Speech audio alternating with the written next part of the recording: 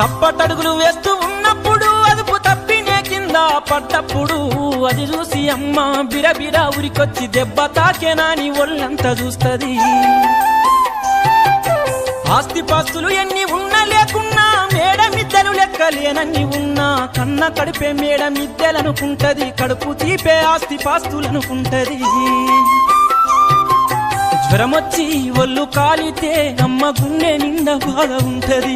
ఓ దేవుడా నా కడుపును కాపాడమని వేడుకుంటది.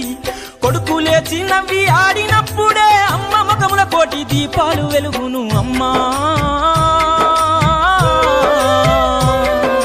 కమ్మనైనా అమ్మ పాట వింటే ఎంత మధురమో,